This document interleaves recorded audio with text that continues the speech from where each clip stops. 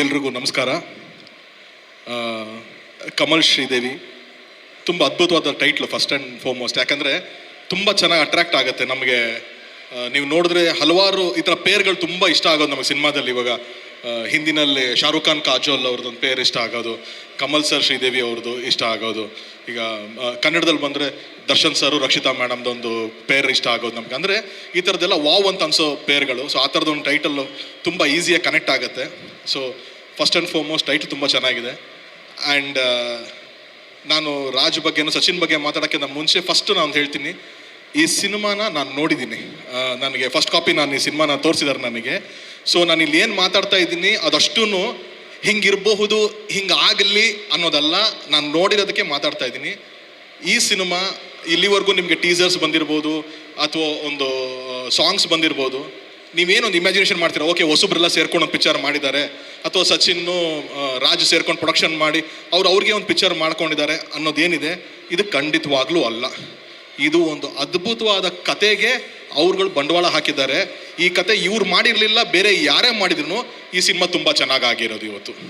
ಅಂಥದ್ರಲ್ಲಿ they are lucky that Sunil ಅಂತ ಒಬ್ಬ ಡೈರೆಕ್ಟ್ರು ಅವ್ರಿಗೆ ಸಿಕ್ಕಿ ಈ ಥರದೊಂದು ಕತೆನ ಅವ್ರಿಗೆ ಪಿಚ್ ಮಾಡಿರೋದಕ್ಕೆ. ಸೊ ಫಸ್ಟ್ ಆ್ಯಂಡ್ ಫಾರ್ಮೋಸ್ಟ್ ತುಂಬ ಅದ್ಭುತವಾದ ಸಿನಿಮಾ.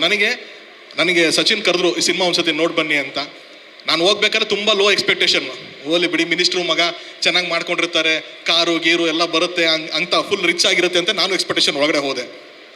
ಸಿನಿಮಾ ಶುರುವಾಗಿದ್ದ 5 ನಿಮಿಷಕ್ಕೆ ನನ್ನ ಏನು ಎಕ್ಸ್ಪೆಕ್ಟೇಷನ್ ಇತ್ತು ಅದೆಲ್ಲ ಸುಳ್ಳು ಅಂತ ಮಾಡ್ತು. ಯಾಕೆ ಅಂತಂದರೆ ಸಚಿನ್ದು ಒಂದು ಇಂಟ್ರಡಕ್ಷನ್ ಇದೆ ಸಿನಿಮಾದಲ್ಲಿ, ಅದನ್ನು ನಾನು ಹೇಳ್ಬೋದು. ಯಾಕಂತಂದರೆ ಸಿನಿಮಾ ಬಂದು 5 ನಿಮಿಷಕ್ಕೆ ಒಂದು ಇಂಟ್ರಡಕ್ಷನ್ ಆಗುತ್ತೆ. ಸೊ ಅದೊಂದು ನಾನು ಹೇಳ್ತೀನಿ.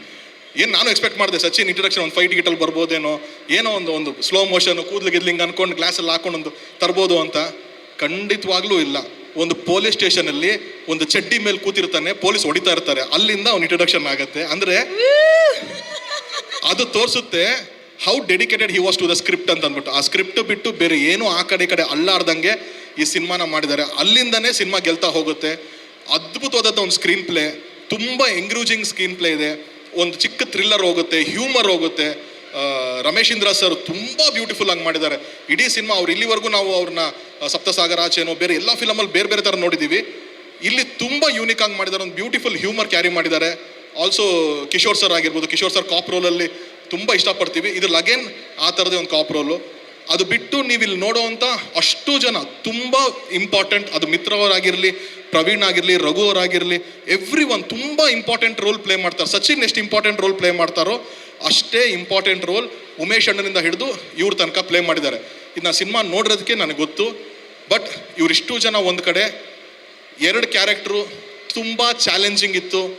ತುಂಬ ದೊಡ್ಡ ಅಪ್ರಿಷಿಯೇಷನ್ ಸಿಗಬೇಕು. ನಾನು ಪಿಕ್ಚರ್ ನೋಡೋದಕ್ಕೆ ಹೇಳ್ತಾ ಇದ್ದೀನಿ, ತುಂಬ ದೊಡ್ಡ ಅಪ್ರಿಷಿಯೇಷನ್ ಸಿಗಬೇಕಾಗಿರೋ 2 ಕ್ಯಾರೆಕ್ಟರ್ ಅಂದರೆ ಒಂದು ಸಂಗೀತ ಅವ್ರು ಮಾಡಿದ್ದಾರೆ, ಒಂದು ಅಕ್ಷತಾ ಅವ್ರು ಮಾಡಿದ್ದಾರೆ. Not at all easy. ನೀವು ಒಪ್ಕೊಂಡಿರೋ ಕ್ಯಾರೆಕ್ಟ್ರು, ನೀವು ಪೋರ್ಟ್ರೇ ಮಾಡಿರೋ character, it is not at all easy. Trust me.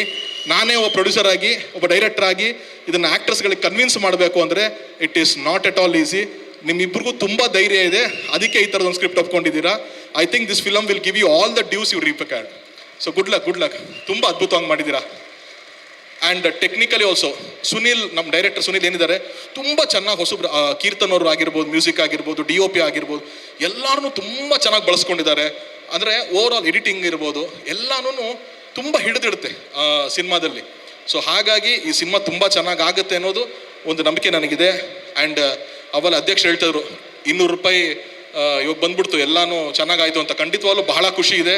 ₹200 ticket capping ಬಂದಿದ್ದು.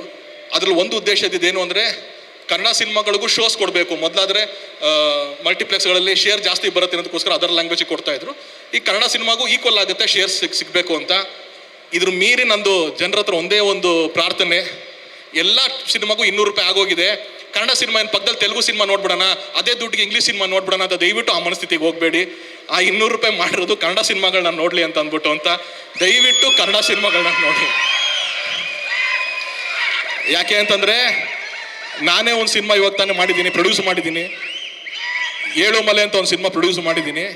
ನನಗೆ ಗೊತ್ತು, ನನಗೆ ಅಲ್ಲಿ ತಮಿಳಿಂದ ಫೋನ್ ಮಾಡ್ತಾರೆ, ತೆಲುಗುವಿಂದ ಫೋನ್ ಮಾಡ್ತಾರೆ, ಸರ್ ಅಷ್ಟು ಚೆನ್ನಾಗಿದೆ ಅಂತೆ ನಿಮ್ಮದು ರಿಪೋರ್ಟ್, ಇಷ್ಟು ಚೆನ್ನಾಗಿದೆ ಅಂತ ರಿಪೋರ್ಟು ಅಂತ. ಇಲ್ಲಿ ಚೆನ್ನಾಗಿ ಆಗ್ತಿದೆ, ಖಂಡಿತವಾಗ್ಲೂ ಆಗ್ತಿದೆ. ಆದರೆ ಇದೇ ಸಿನಿಮಾ ಬೇರೆ ಭಾಷೆಯಲ್ಲಿ ಬರಬೇಕಾಗಿತ್ತು ಸರ್, ಹಿಂಗಾಗೋದು ಅಂತ ನನಗೆ ಹೇಳ್ತಿರ್ತಾರೆ. ಸೊ ಆ ಕಂಪ್ಲೇಂಟ್ಸು ಮುಂದೆ ಬರುವಂಥ ಸಿನಿಮಾಗಳಿಗೆ ಆಗದೇನೆ ಕನ್ನಡದವರು ನಾವೆಲ್ಲ ಸಿನಿಮಾಗಳ್ನು ಒಳ್ಳೆ ಅಂದರೆ ಏನಂದರೆ ಅಭ್ಯಾಸ ಮಾಡ್ಕೋಬೇಕು. ಸಿನಿಮಾಗಳಿಗೆ ಹೋಗೋದನ್ನ ಅಭ್ಯಾಸ ಮಾಡ್ಕೊಂಡ್ರೆ ಆಟೋಮೆಟಿಕ್ಲಿ ಸಿನಿಮಾ ಇಷ್ಟ ಆಗ್ತಾ ಹೋಗುತ್ತೆ. ನಾವು ಸಿನಿಮಾನ ಪ್ರೇಕ್ಷಕರಾಗಿ ತುಂಬ ಪ್ರೀತಿಯಿಂದ ನೋಡಿ ಸಿನಿಮಾನ ಎಂಟರ್ಟೈನ್ಮೆಂಟ್ ಅಷ್ಟೇ ನೋಡಿ ಆಚೆ ಬರಬೇಕೆ ಹೊರತು ನಾವೆಲ್ಲರೂ ಕ್ರಿಟಿಕ್ಸ್ ಥರ ಕೂತ್ಕೊಂಡು ಇವನೇನು ತಪ್ಪು ಮಾಡಿದ್ದಾನೆ, ಇಲ್ಲೇನೋ ಮಿಸ್ಟೇಕ್ ಆಗಿದೆ ಅನ್ನೋದನ್ನ ಮೀರಿ ಸಿನಿಮಾನ ಎಂಟರ್ಟೈನ್ಮೆಂಟ್ ಥರ ನೋಡಿದ್ರೆ ಖಂಡಿತವಾಗ್ಲೂ ಎಲ್ಲ ಸಿನಿಮಾಗಳು ಅದರಲ್ಲಿ ಒಂದು ಹಿಡಿತ ಸಿಗುತ್ತೆ, ಒಂದು ಇಷ್ಟ ಆಗುತ್ತೆ ಎಲ್ಲರಿಗೂ. ಸೊ 200 ರೂಪಾಯಿ ಏನು ಅಧ್ಯಕ್ಷರು ಎಲ್ಲ ಹೋರಾಟ ಮಾಡಿ ಇದಾಗಿದೆ, ಅದು ಒಳ್ಳೇದಕ್ಕೆ ಯೂಸ್ ಆಗಲಿ ಅಂತ ಒಂದು ನಾನು ಕೇಳ್ಕೊತೀನಿ. ಆ್ಯಂಡ್ ಸಚಿನ್ ಅಫ್ಕೋರ್ಸ್ ನಾನು ಹೇಳ್ದಂಗೆ ಈಸ್ ವೆರಿ ಟ್ಯಾಲೆಂಟೆಡ್ ಪರ್ಸನ್. ಯಾವಾಗ್ಲೂ ಅವ್ರದ್ದೊಂದು ಸಾಂಗ್ ನಮ್ಗೆ ತುಂಬ ಇಷ್ಟ, ಹ್ಯಾಪಿ ಬರ್ಡೇ ಸಿನಿಮಾದು ಹೋಗುಮೆ ಅಂತ. ಅದು ನಾನು ಹೇಳಿದ್ರೆ ಅದು ತುಂಬ ಎಕ್ಸಾಜರೇಟ್ ಆಗುತ್ತೆ, ಬಟ್ ಹಾನೆಸ್ಟ್ಲಿ ಹೇಳ್ತೀನಿ ಕೇಳಿ. ನಾನೊಂದ್ಸತಿ ನಾನು ದರ್ಶನ್ ಸರ್ ಅವ್ರ ಕಾರಲ್ಲಿ ಬೆಂಗಳೂರಿನ ಮೈಸೂರು ಹೋಗ್ತಾ ಇದ್ರೆ,